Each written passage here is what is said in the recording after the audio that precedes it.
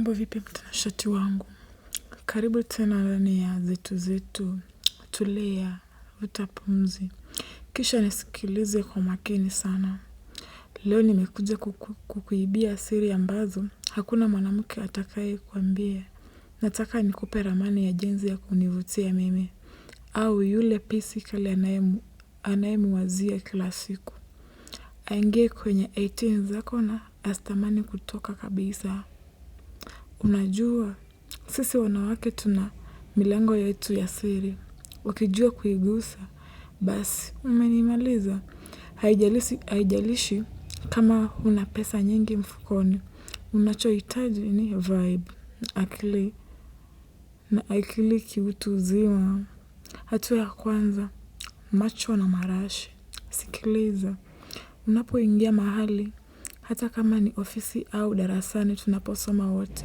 Hakikisha unanukia vizuri, harufu yako ndiyo inaanza kunitekenya, labda hata hujasema habari, na ukinitazama usinipe macho ya uoga, nitazame machoni kwa sekunde 2, kisha tabasamu lile la kiume, la siri, lile linalosema, najua unanitaka, na mimi niko hapa kwa ajili yako, hapo unakuwa umeshanitega bila mtego.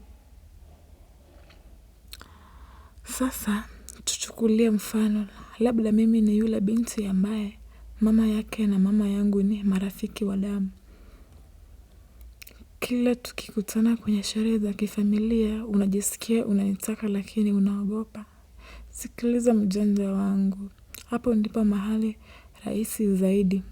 Usinionee uoga kisa wazazi wetu wanaojuana. Badala yake, tumia hiyo nafasi kama silaha. Nitonya kwa siri, nichekeshe pembeni mwa wageni na unihakikishie kuwa mimi ndiye mrembo pekee unayemuona kwenye hicho chumba. Ukinitumia meseji usiku ukisema mama yako anapendeza. Labda mwanaye ameniibia akili zangu zote leo. Hapo ndipo unapoanza kunivutia. Hapo ndipo unapoanza kunivuta kwenye 18 zako. Moyo utaanza kunidunda na kila nikikuona nitaanza kuwa vitu vya kiutu uzima. Na ukishaniingiza kwenye himaya yako usisubae.